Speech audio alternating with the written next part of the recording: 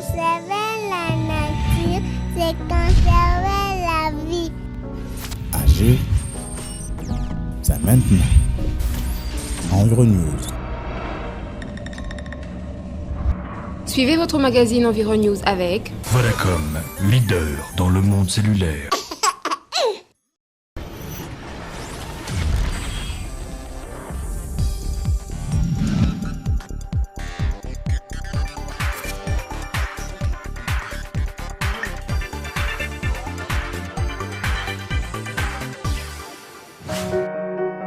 L'eau est la ressource la plus importante pour l'humanité. Essentielle pour la vie, l'eau potable se trouve en quantité limitée sur la planète Terre et sa qualité est constamment menacée. 97,2% des eaux des océans et mers reparties sur le globe terrestre sont salées et impropres à la consommation. Seulement 2,8% de cette ressource constituent l'ensemble des eaux douces dont les êtres vivants ont besoin pour leur survie. L'eau, d'abord, c'est une ressource vitale. Donc elle est hautement stratégique parce qu'on ne peut pas vivre sans l'eau.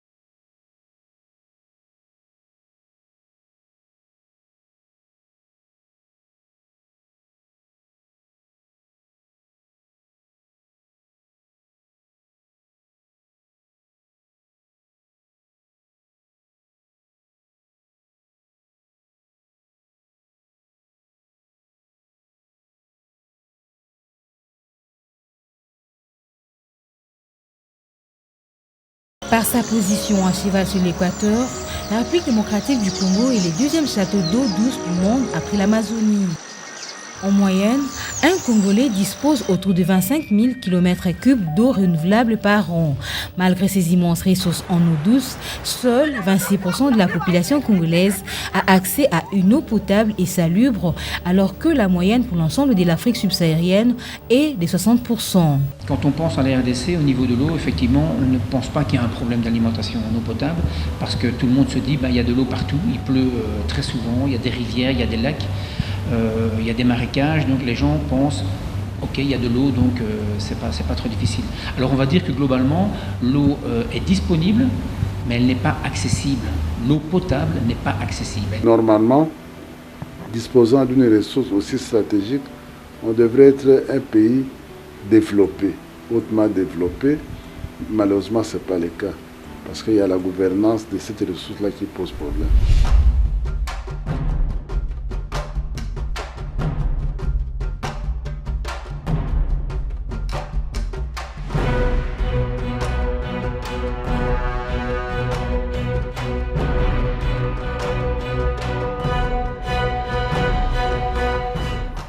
À une année de l'atteinte des objectifs du millénaire pour le développement relatif à l'eau potable et l'assainissement, la RDC est loin de relever les défis. Ceci, malgré les efforts remarquables consentis par les autorités du pays.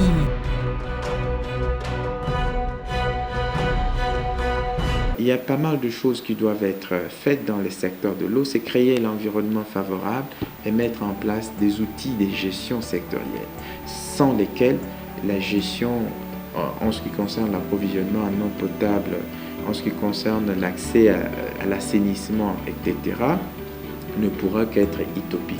Un pays ne se développe pas sans que des outils soient élaborés. Il faut des outils de gestion sectorielle.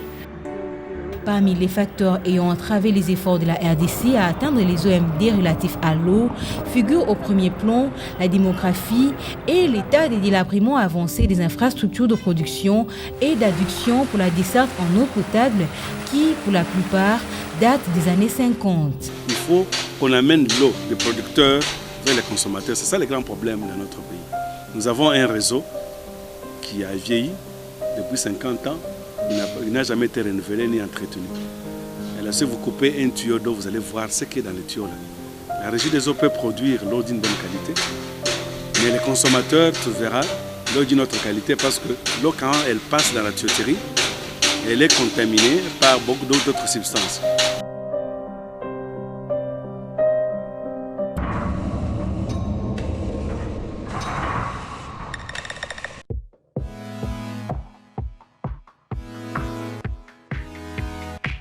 La saga continue avec le nouveau Samsung Galaxy S5. Profitez du smartphone dernier cri adapté au meilleur réseau internet en RDC. Au design chic et glamour, ce smartphone est résistant à l'eau et à la poussière. Capturez vos moments les plus importants grâce à son autofocus rapide qui vous permettra de ne rien manquer de l'action. Avec sa technologie Download Booster, vous pouvez activer simultanément la LTE et le Wi-Fi et expérimenter un débit sans précédent. Le Samsung Galaxy S5 est le premier smartphone équipé d'un capteur de fréquence cardiaque, un parfait assistant bien-être. Obtenez-le gratuitement à la signature d'un contrat de 24 mois pour une consommation mensuelle de 10 000 unités ou à seulement 736 000 francs congolais avec inclus 360 minutes d'appel, 240 SMS et 240 MB d'internet répartis sur 12 mois. Rendez-vous dans le Vodacom Shop le plus proche. Vodacom, leader dans le monde cellulaire. Conserver la nature, c'est conserver la vie. Agir, c'est maintenant. Environews.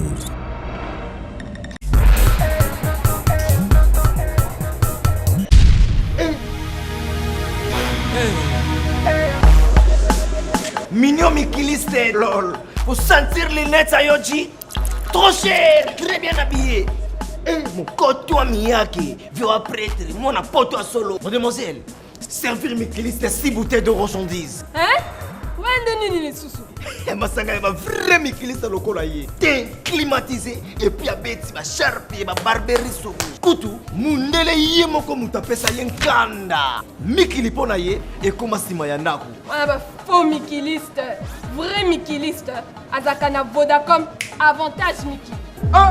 Mikili, ezande na sima ya chombo. Na minute oyo, naza posé à visa T, pona yeba, oezoleka na France, na Belgique, na Chine, to na USA.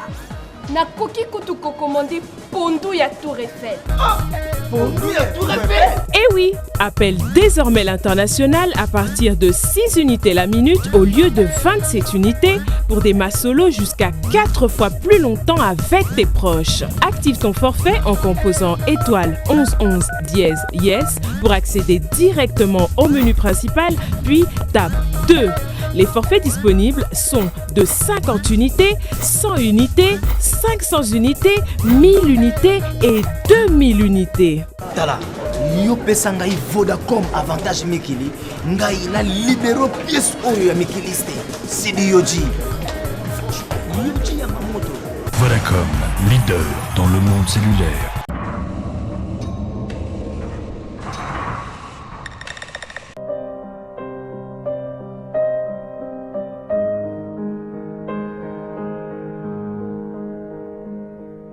Une première estimation réalisée par les experts du PNUE sur 6 provinces indique que porter l'accès à l'eau potable à 60% de population d'ici 2020 nécessiterait entre autres l'aménagement de 11 875 sources, ce qui demanderait 716 systèmes de canalisation, 13 056 pompes manuelles et mécaniques et 707 forages avec pompes électriques.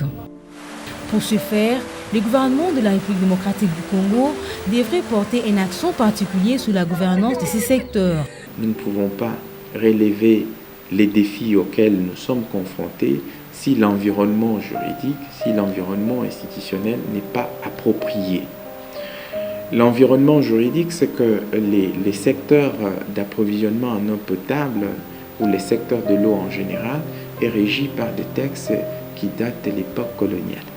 Vous avez des textes de 1952, vous avez des textes de 1914, vous avez des textes, bref, des textes qui sont surannés, dépassés pour une gestion cohérente du secteur de l'eau génie assainissement.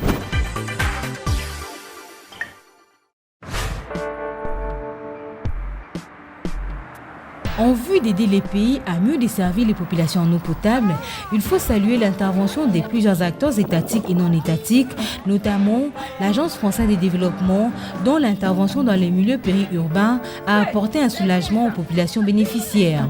On intervient principalement, pour ce qui est de la desserte en eau, sur la ville de Kinshasa, en particulier sur les quartiers périphériques, et un peu plus modestement sur certaines villes du Bas-Congo, comme par exemple la petite ville de Kwilungongo.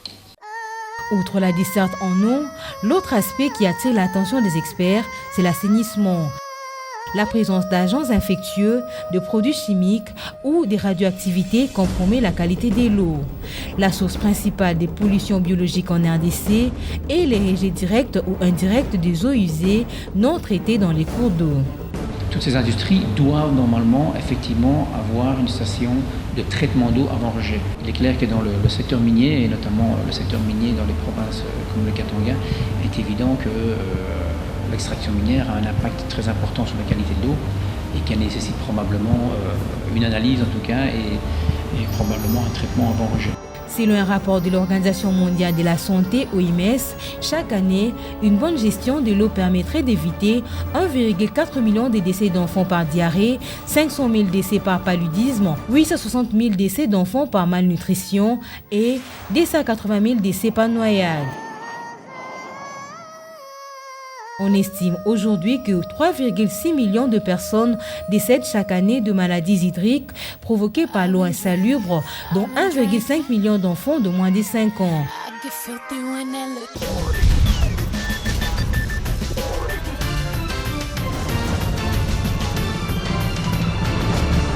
Le changement climatique qui frappe de plein fouet notre planète ne cesse de préoccuper le monde scientifique.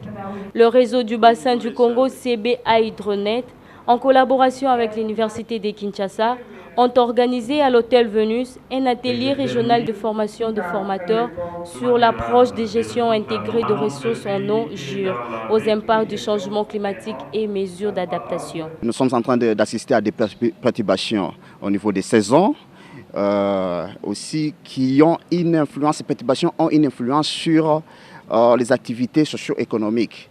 Notamment, nous avons les activités fournies par l'agriculture, l'hydroélectricité, la navigation, la fourniture d'eau domestique. Alors, c'est pourquoi nous sommes ici pour voir comment est-ce que nous pouvons apporter aux participants des connaissances nécessaires pour qu'ils puissent, ils soient outillés afin de pouvoir identifier les impacts nécessaires dans le secteur de l'eau et aussi identifier les mesures ou bien les approches pour pouvoir s'adapter à ces impacts ou bien atténuer ces impacts si c'est possible.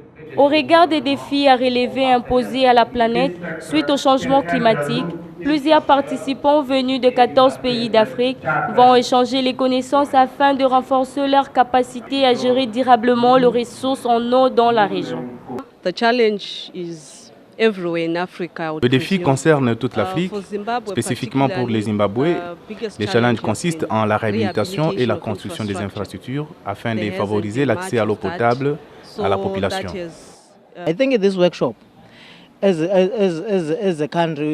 Je pense que cette formation va renforcer nos capacités en ce qui concerne d'abord la gestion intégrée de ressources en eau et aussi dans l'optique du changement climatique, de sorte que nous allons plus nous équiper des outils et puis de connaissances qui vont nous permettre à pouvoir mieux gérer la situation, surtout au niveau du Swaziland, et prendre des mesures qui s'imposent. À en croire les organisateurs, les participants à cette formation auront pour mission de sensibiliser et former à leur tour les populations de leurs pays respectifs sur le bien fondé de l'approche JIR. En entreprise responsable et respectueuse de l'environnement, la Bralima utilise une politique de traitement des eaux usées et de recyclage des déchets produits au sein de cette usine. Pionnier des industries opérant en RDC en matière de traitement de ces effluents, la Bralima a même dénoncé les dispositions légales contenues dans le projet de loi portant code de l'eau. Pour ne pas polluer les fleuves, causer des dommages aux poissons, ainsi de suite, même au niveau de la flore de l'eau, on prend soin de traiter notre eau avant de l'envoyer au niveau de l'environnement. L'installation également consiste de manière à récupérer tout ce qui est air vicié, c'est-à-dire de mauvaises odeurs. Là aussi, on ne peut pas envoyer au niveau de l'atmosphère ou l'environnement. On prend soin de traiter cette air avant de l'envoyer au niveau de l'environnement. Le traitement consiste normalement, notamment à enlever tout ce qui est toxine, tout ce qui est, je peux dire, composant qui peut nuire à l'environnement. Et nous traitons nous avons un système de boue activé. Nous avons des bactéries qui consomment les toxines qui se trouvent dans l'eau. À l'instar de la Bralima, les autres industries opérant en RDC devraient suivre cette voie afin de préserver l'environnement et tout ce qui s'y attache.